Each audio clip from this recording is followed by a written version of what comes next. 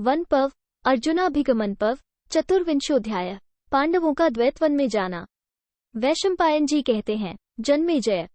तदनंतर प्रजाजनों के चले जाने पर सत्यप्रतिज्ञ एवं धर्मात्मा कुंतीनंदन युधिष्ठिर ने अपने सब भाइयों से कहा, 1.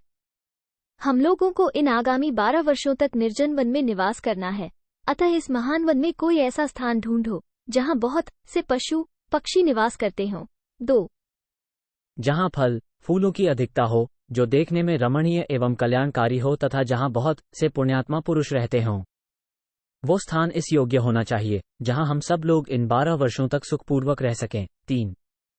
धर्मराज के ऐसा कहने पर अर्जुन ने उन मनस्वी मानव गुरु युधिष्ठिर का गुरुतुल्य सम्मान करके उनसे इस प्रकार कहा। 4. अर्जुन बोले, आर्य, आप स्वयं ही बड़े बड़े ऋषियों तथा वृद्ध पुरुषों का संग करने वाले हैं। इस मनुष्यलोक में कोई ऐसी वस्तु नहीं है जो आपको ज्ञात न हो। 5. भरत श्रेष्ठ, आपने सदा द्वैपायन आदि बहुत से ब्राह्मणों तथा महातपस्वी नारद जी की उपासना की है। 6.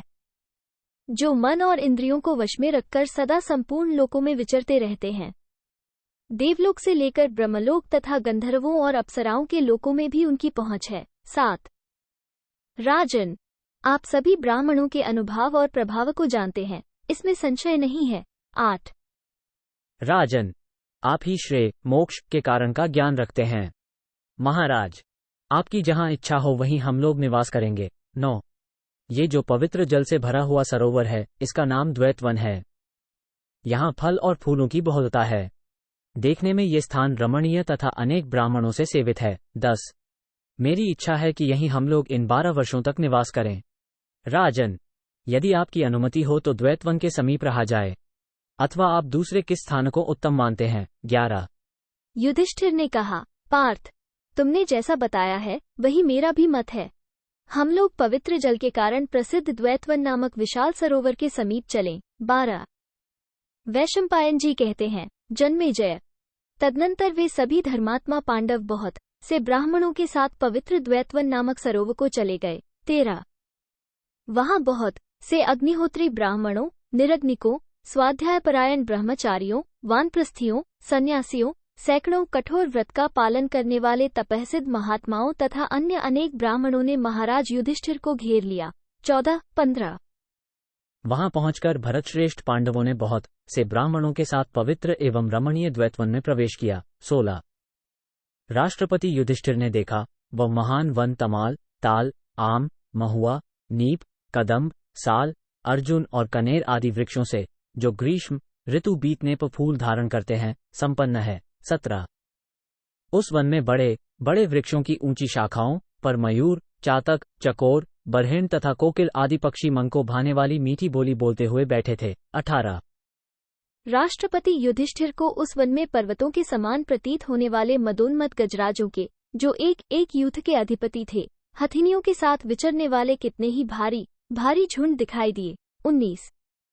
मनोरम भोगवती सरस्वती नदी में स्नान करके जिनके अंतःकरण पवित्र हो गए हैं, जो वल्कल और जटा धारण करते हैं, ऐसे धर्मात्माओं के निवासभूत उस वन में राजा ने सिद्धमहर्षियों के अनेक समुदाय देखे। 20. तदनंतर धर्मात्माओं में श्रेष्ठ एवं अमित तेजस्वी राजा युधिष्ठिर ने अपने सेवकों और भाइयों सहित रथ से उतरकर स्वर्ग में इंद्र के समान उस वन में प्रवेश किया। 21. उस समय उन सत्यप्रतिज्ञ मनस्वी राज सिंह युधिष्ठिर को देखने की इच्छा से सहसा बहुत से चारण, सिद्ध एवं वनवासी महर्षि आए और उन्हें घेर कर खड़े हो गए। 22. वहां आए हुए समस्त सिद्धों को प्रणाम करके धर्मात्माओं में श्रेष्ठ युधिष्ठिर उनके द्वारा भी राजा तथा देवता के समान पूजित हुए एवं दोनों हाथ जोड़कर उन्होंने उन समस्त श्रेष्ठ ब्राह्मणों के साथ वन के भीतर पदार्पण किया। 23.